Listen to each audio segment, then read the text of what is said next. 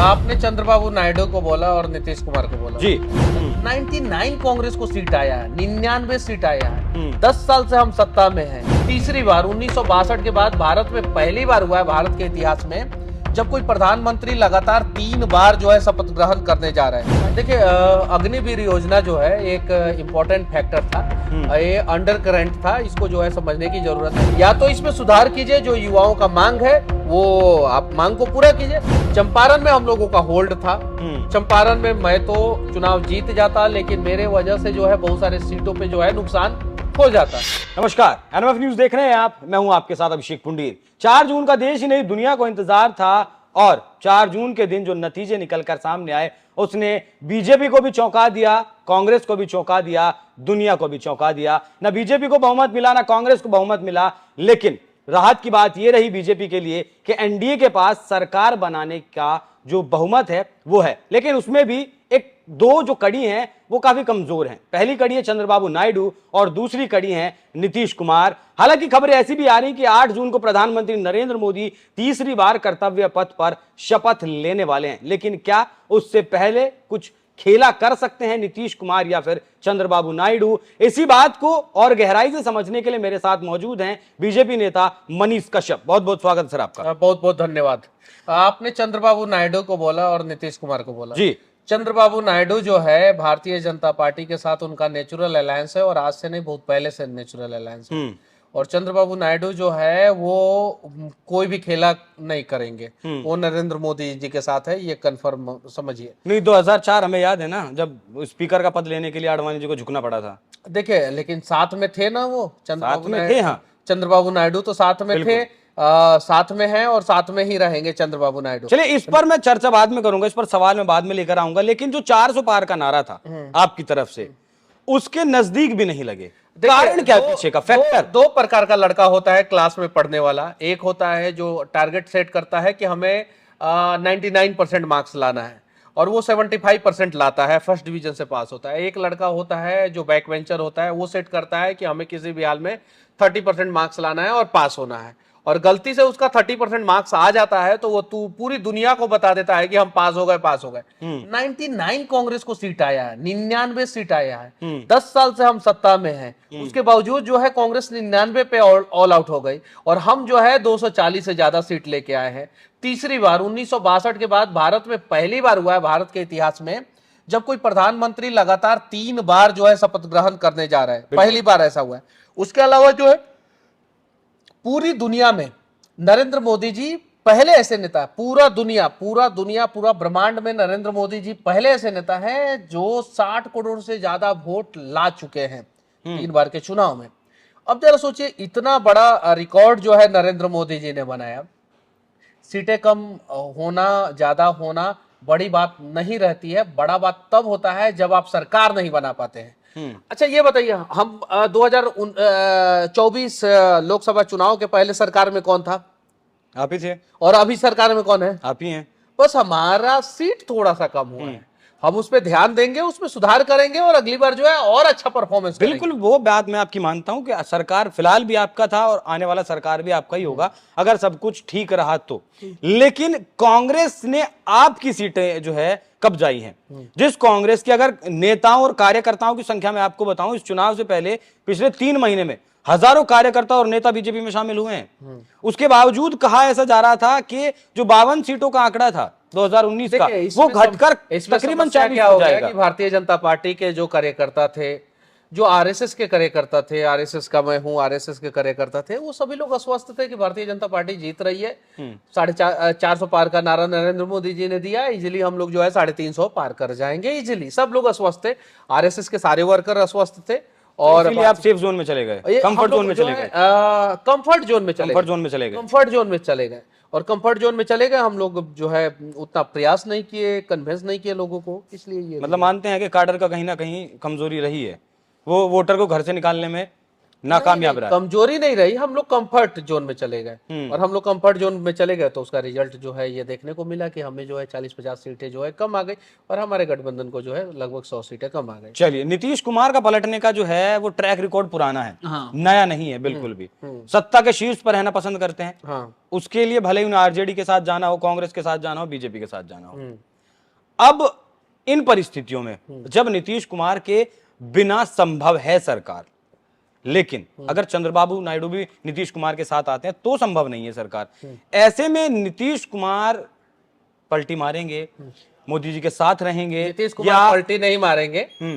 मैं भविष्यवाणी किया था, पुल गिरा था, मैंने भविष्यवाणी किया था बिहार में सरकार गिरा था, याद है ना? मैं बोल रहा हूँ नीतीश कुमार जी पलटी नहीं मारेंगे, और एकदम किसी भी हाल में नहीं मारेंगे। 8 तारीख को नरेंद्र मोदी जी शपथ ग्रहण करेंगे और नीतीश कुमार जी सरकार में रहेंगे। नहीं, 2 तारीख में वो दिल्ली दौरा करने के लिए आए थे, 3 दिन का उनका दौरा था, 5 तारीख को उन्हें वापस जाना था रिजल्ट के बाद, लेकिन वो 2 तारीख में आकर 3 तारीख में गृह मंत्री से मिलते हैं और वापस चले जाते हैं। वो कुछ ना काम आया होगा। नहीं, 3 दिन का प्रस्तावित दौरा था, दिल्ली में रहना था, देखिए उनका कई चीजें कई काम करने थे। देखिए बहुत सारी चीजें प्रस्तावित रहता, वो एक स्टेट के सीएम है, उनको जरूरत पड़ा होगा, वो गए, फिर उसके बाद से आए। आपने देखा होगा कि फ्लाइट में जो है नीतीश कुमार जी आगे वाले सीट पे, तेजस्वी जी जो है उनके पीछे पीछे लगे हुए हैं नीतीश कुमार जी को पकड़ने के लिए। तो क्या कोई संदेश इंडिया अलायंस का देने के लिए लगे हैं? 2 तस्वीरें आई फ्लाइट की, ये लोग जो है पीछे लगे रहते हैं। फ्लाइट की 2 तस्वीरें आई। पहली तस्वीर में तेजस्वी यादव पीछे हैं, नीतीश कुमार आगे हैं। दूसरी तस्वीर में नीतीश कुमार के बगल में है तेजस्वी यादव। देखिए ये लोग तो पहले से ही इसी प्रकार का काम करते हैं, जो राजद राष्ट्रीय गुंडा दल के लोग जो हैं उसी प्रकार का काम करते हैं। लेकिन इस बार जो है नीतीश कुमार जी ने मन बना लिया है, वो किसी भी हाल में जो है वो तेजस्वी को मौका नहीं देंगे। इसलिए भी तेजस्वी को मौका नहीं देंगे क्योंकि उन्होंने 2 बार मौका दिया, और दोनों बार जो है जंगल राज रिटर्न हुआ, और दोनों बार बिहार में अपराध का ग्राफ बढ़ा। तेजस्वी यादव को जैसे पता चला होगा कि नीतीश कुमार जी फ्लाइट से जा रहे हैं, क्या पता उन्होंने टिकट लिया होगा और पीछे वाले सीट पे आके बैठ गए होंगे तेजस्वी यादव। नीतीश जी तो तेजस्वी यादव के पीछे वाले सीट पे नहीं बैठे थे। नीतीश जी तो अपने सीट को छोड़ के जो है तेजस्वी यादव के बगल वाले सीट पे नहीं गए। तेजस्वी यादव अपने सीट को छोड़ के नीतीश जी के बगल में आए, तो वो तेजस्वी यादव बताएंगे ना कि क्यों आए थे, क्यों नहीं आए थे। चलिए, चंद्रबाबू नायडू के बारे में इतना श्योर कैसे हैं आप कि नहीं जो है पल्टी मारेंगे? देखिए चंद्रबाबू नायडू जेल गए थे, वो दर्द बाहर आ जाए। मैं बता रहा हूँ, चंद्रबाबू नायडू के साथ कहानी ये है कि जो अगर भारतीय जनता पार्टी में रहते हैं तो वो सत्ता में रहते हैं, भारतीय जनता पार्टी में नहीं रहते हैं तो वो सत्ता में नहीं रहते। आप उठा के देख लीजिए ट्रैक रिकॉर्ड आंध्र प्रदेश का, जब जब जो है हमारे साथ वो रहे हैं सत्ता में रहे हैं, जब हमारे साथ नहीं रहते हैं तो विपक्ष में चले जाते हैं वहां पे। तो उन्हें पता है कि नेचुरल अलायंस जो है भारतीय जनता पार्टी के साथ उनका है, इसलिए जो है भारतीय जनता दोनों हाथ में लड्डू हैं इस बार। तो किस सरकार भी बना ली आंध्रा में टीडीपी ने, और चंद्रबाबू नायडू ने, और केंद्र में भी जो है किंग मेकर की भूमिका में आ गए एकदम। उसमें जो है स्पीकर का पद मांगने जैसी जो है खबरें हैं कि स्पीकर का पद मांग रहे हैं।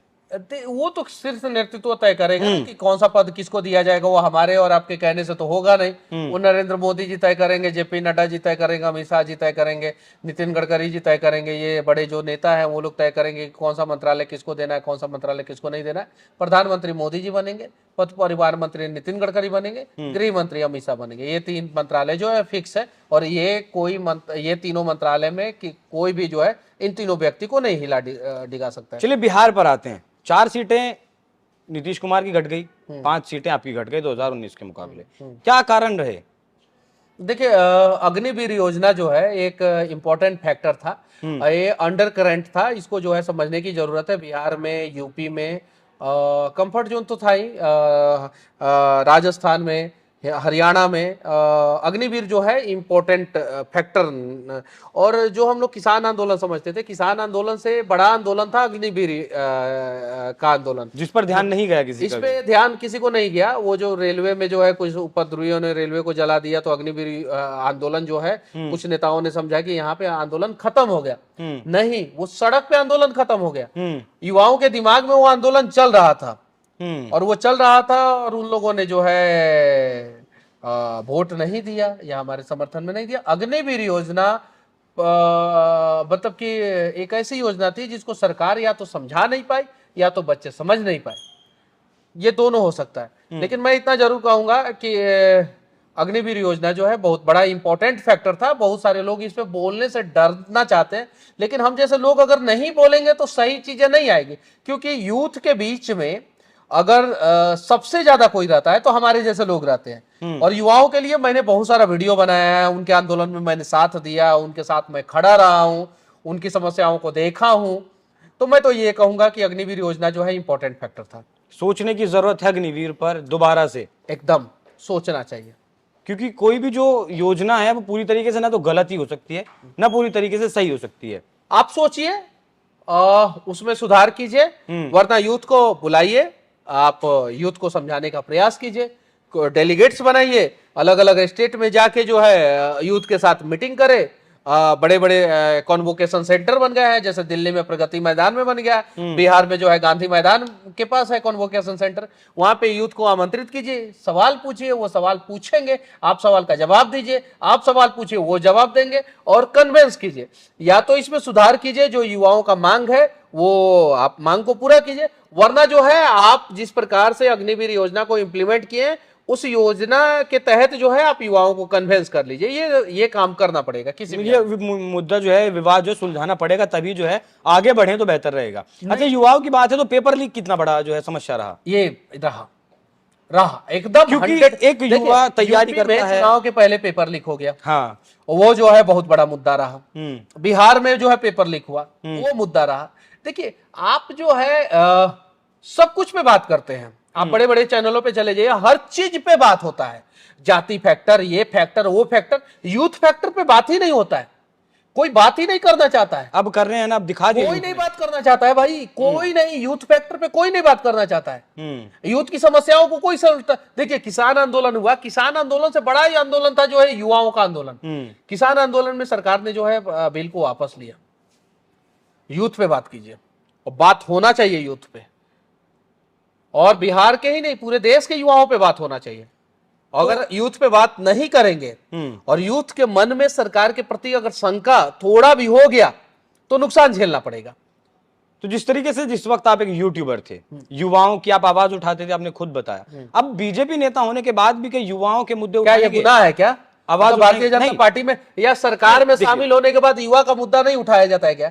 ये कांग्रेस में ऐसा होता होगा, पाबंदी लगती होगी कि भाई जो है आप देखिए, हम जैसे थे, हमने बोला था कि 4 तारीख के बाद जो है, 4 तारीख से पहले जो है हम अपनी पार्टी के कार्यकर्ता हैं, उस हिसाब से काम करेंगे, जैसे हम चाहेंगे कि हमारी पार्टी जो है 400 पार जाए। 4 तारीख के बाद जो है हमें जो समस्याएं भी दिखेगी उस पे भी बात करेंगे। और मैं बात कर रहा हूं भाई, अग्निवीर योजना पे जो है चर्चा होना चाहिए, युवाओं पे चर्चा होना चाहिए। युवाओं के मन में जो है सरकार के प्रति जो है नकारात्मक भाव अगर जा रहा है रोजगार को लेके, तो आप उसे समझाइए कि भाई हम रोजगार दे रहे हैं, हम इस चैनल्स के थ्रू नहीं, हम इस चैनल के थ्रू दे रहे हैं। पहले तुम जो है 50,000 तक का ही नौकरी के बारे में सोचते थे, अब हम तुमको 5 लाख तक का कमाने के लिए दे रहे हैं। बात कीजिए, कन्वेंस कीजिए, वहां तक मैसेज पहुंचाइए, मैसेज पहुंचाना चाहिए।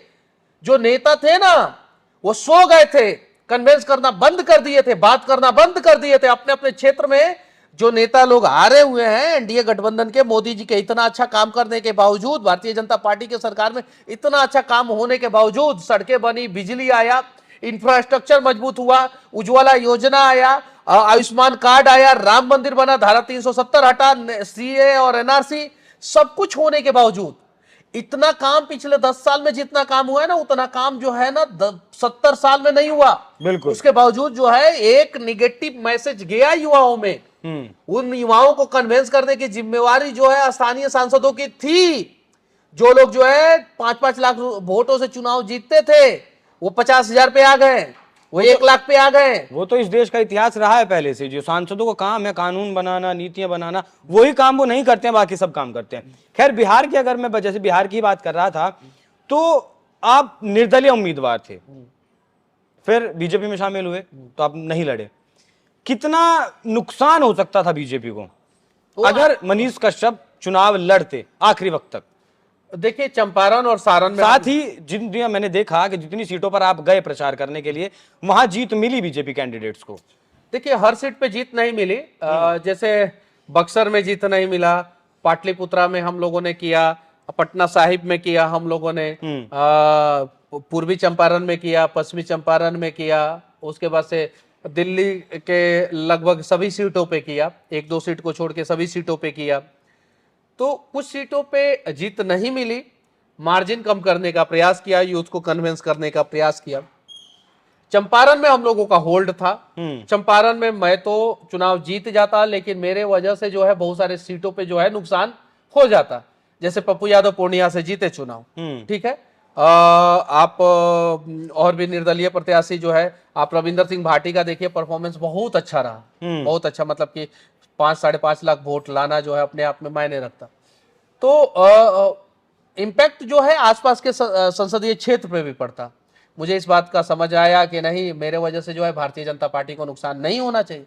मैं जो है भारतीय जनता पार्टी के साथ आ गया। अब जो है जो चीजें हैं, मैंने बोला था कि हाँ मुझे लगेगा कि कहीं समस्या है तो मैं उन सब चीजों पे बात करूंगा, तो मैं अब बात कर रहा हूं। मतलब बीजेपी के लिए एक अच्छा फैक्टर रहा, अच्छा फैसला रहा मनीष कश्यप को बीजेपी में शामिल करना। तो वो 2-3 सीटें जो है वो और कम हो सकती थी, जो बच गई। 4 से 5 सीटें पहले ही घटी हैं, 17 से 12 पर आ गए। वो तो मनोज तिवारी भैया ने बोला था इंटरनल सर्वे में 7-8 सीटों पे जो है मेरे वजह से दिक्कत हो रहा था। क्योंकि जो है चंपारण, सारण, उसके बाद से सीतामढ़ी, मुजफ्फरपुर, वैशाली, इन सब सीटों पे जो है हम लोगों का, यहाँ पे जो है हम लोगों के देखिए मजदूरों के अंदर जो है एक मैसेज है कि मनीष कश्यप हम लोगों के लिए आवाज उठाता है। युवाओं के अंदर एक मैसेज है कि मनीष कश्यप यूनिवर्सिटी में जाके और भी बहुत सारी जगहों पे जाके हमारे लिए लड़ता है। तो उन्हें, उनके अंदर एक मैसेज था, मैंने उन लोगों को कन्विंस किया। और देखिए चंपारण और सारण में हमने एक भी सीट लॉस नहीं किया है, एक सीट लॉस नहीं किया है। न चंपारण में एक सीट लॉस हुआ है, न सारण में एक सीट लॉस हुआ है। वैशाली भी हम लोग जीते हैं, मुजफ्फरपुर भी हम लोग जीते हैं और सीतामढ़ी भी हम लोग जीते हैं। उसके साथ साथ समस्तीपुर और उजियारपुर भी हम लोग ये सीट जीते हैं। तो जो हमारा बेल्ट था, हम लोगों का एरिया था, वहां पे जो है भारतीय जनता पार्टी और एनडीए गठबंधन को एक भी सीट का नुकसान नहीं हुआ। तो 10 साल सरकार चली पूर्ण बहुमत की, 14 में भी 19 में भी। इस बार साथी दल साथ हैं, उनकी अपनी अपनी मांग होंगी, अपने अपने मुद्दे होंगे, जाहिर सी बात है, उस बात से इनकार नहीं किया जा सकता। तो पिछला 10 साल का कार्यकाल और आने वाला 5 साल का कार्यकाल, कितना अंतर देखते हैं? देखिए इस 5 साल में और अच्छे ढंग से काम होगा, हालांकि कुछ समस्याएं आएंगी। मैं तो लोगों से ये कहना चाहता हूं कि आप सरकार चुनिए तो पूर्ण बहुमत का सरकार चुनिए, और पूर्ण बहुमत की सरकार चुनी जानी चाहिए। कुछ समस्या आएंगी, लेकिन मुझे पता है कि मोदी जी जो है ये छोटे मोटे समस्याओं से घबराने वाले नहीं है और डरने वाले नहीं है, पीछे हटने वाले नहीं है। सही निर्णय को जो है सही तरीके से वो हमेशा सही समय पे इंप्लीमेंट कर देंगे। हाँ, मोदी जी का ट्वीट भी आज आया कि नंबर गेम है, ये चलता रहता है, इससे कोई डरने वाली या घबराने वाली ऐसी कोई बात नहीं है। तो वो जो आत्मविश्वास है वो दिखाता है कि हाँ, तीसरी बार शपथ ले रहे हैं और कोई दिक्कत नहीं है। लेकिन हालांकि दिक्कतें क्या आएंगी क्या नहीं आएंगी वो एक अलग बात है। लेकिन इस्तीफों का भी दौर शुरू हो गया है। प्रधानमंत्री को तो देना ही था इस्तीफा, वो राष्ट्रपति भवन पहुंचे, उन्होंने अपना इस्तीफा दिया राष्ट्रपति को, और उसके बाद राष्ट्रपति भवन की तरफ से एक ट्वीट किया गया। लेकिन महाराष्ट्र के जो उप मुख्यमंत्री हैं देवेंद्र फडणवीस, उन्होंने पेशकश की है कि मैं हार की पूरी जिम्मेदारी लेता हूं और मैं अपना इस्तीफा देने की पेशकश सरकार के सामने करता हूं, मैं जिम्मेदारी हार की लेता हूं। तो मेरा सवाल ये है, वो एक उप मुख्यमंत्री हैं, महाराष्ट्र के मुख्यमंत्री एकनाथ शिंदे, एक और उप मुख्यमंत्री अजीत पवार, क्या उनसे पहले उनकी जिम्मेदारी नहीं बनती थी ये हार की जिम्मेदारी लेने की? देखिए सुलझे हुए नेता हैं देवेंद्र फडणवीस, और सबको पता है महाराष्ट्र के सबसे लोकप्रिय नेता हैं। महाराष्ट्र के सबसे लोकप्रिय नेता नितिन गडकरी तो केंद्र में है, अगर राज्य की राजनीति में अगर देखा जाए तो सबसे लोकप्रिय नेता है। उन्होंने कुछ सोचा होगा, समझा होगा, उसके बाद से ये निर्णय लिया होगा। कहीं अंदर से दबाव तो नहीं है? अंदर से कोई दबाव नहीं है, अंदर से, क्योंकि अभी कुछ बातें ऐसी चल रही हैं कि अंदर से दबाव बनाकर देवेंद्र फडणवीस का इस्तीफा करवाया जा सकता है। फिर आपका राजस्थान में भी नुकसान है, वहां से भजनलाल को जो है मुख्यमंत्री पद से हटाने की बात चल रही है। मैं कंफर्म नहीं करता, मैं पुष्टि नहीं करता, ऐसी खबरें हैं इस वक्त।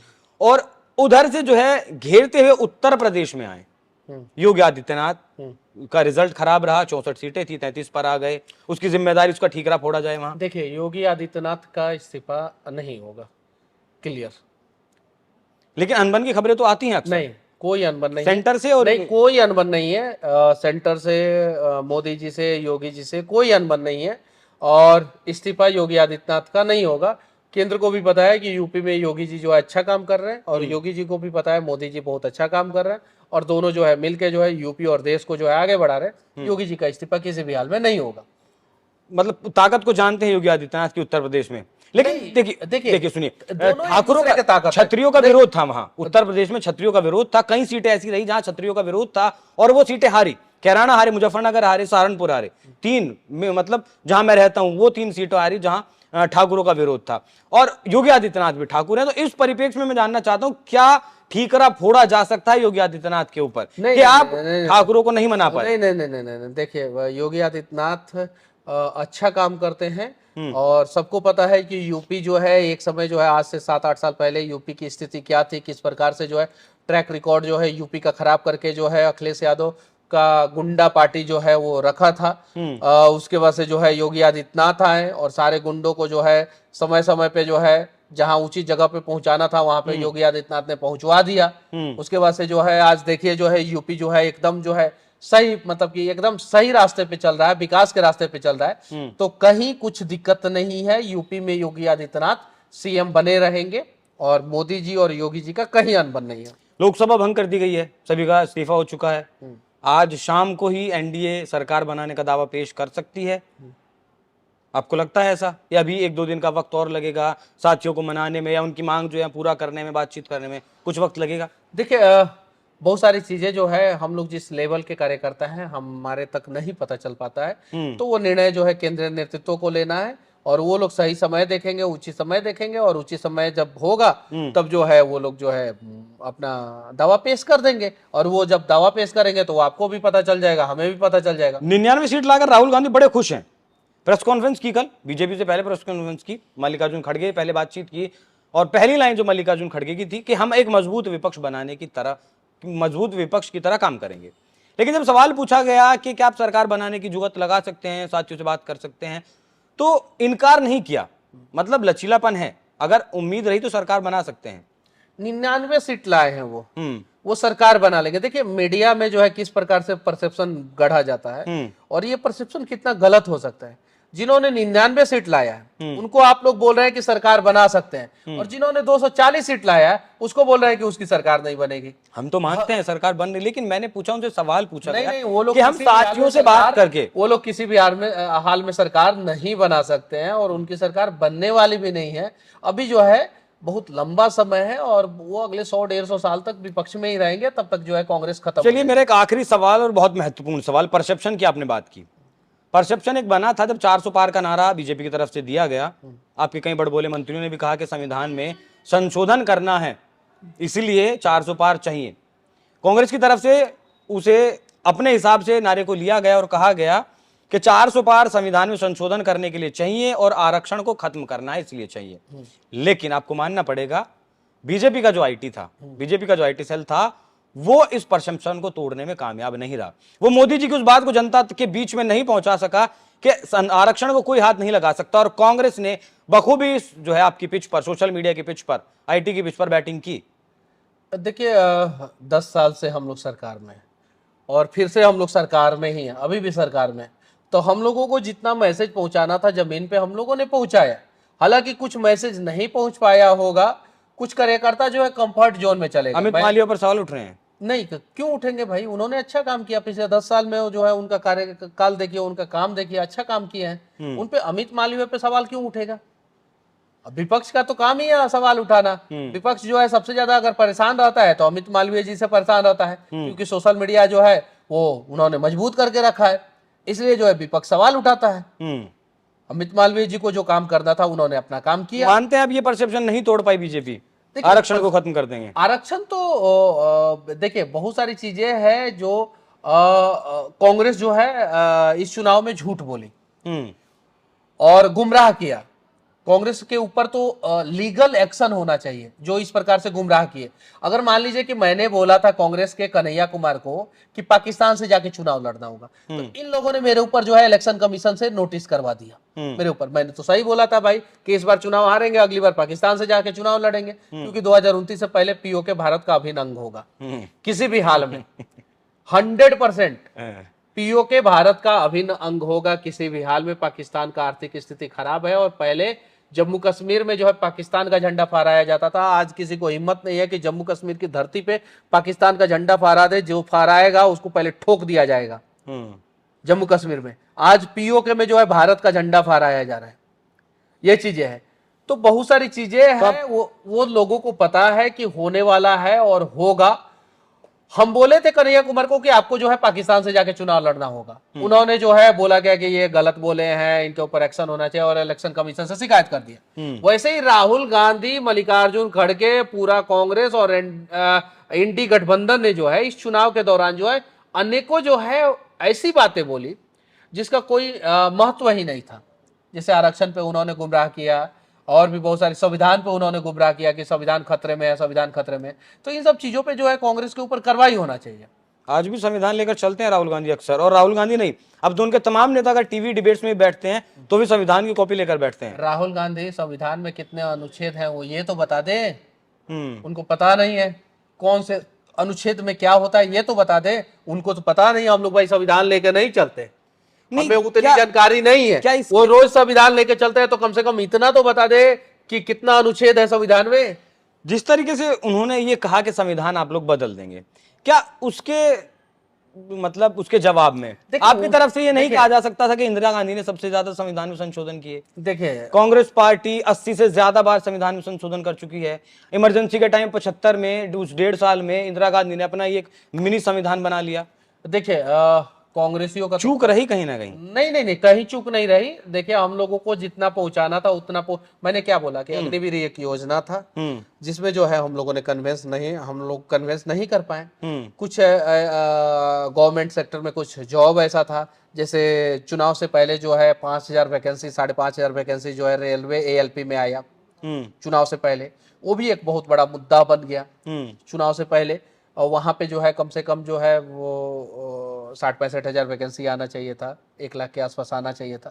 तो ये सारी चीजें रहा, वो जो कांग्रेस जो है उलूल जुलूल पहुंचाने का प्रयास किया, वो सारा मुद्दा नहीं बन पाया। मतलब अब हार पर मंथन होगा, फैक्टर देखे जाएंगे कि क्या कुछ रहा हार के कारण। देखिए, मैं तो यही सीटें कम बनाने का, हार पे अगर मंथन हो, फैक्टर देखा जाए तो उस फैक्टर में इंपॉर्टेंट फैक्टर जो है यूथ को रखा जाए।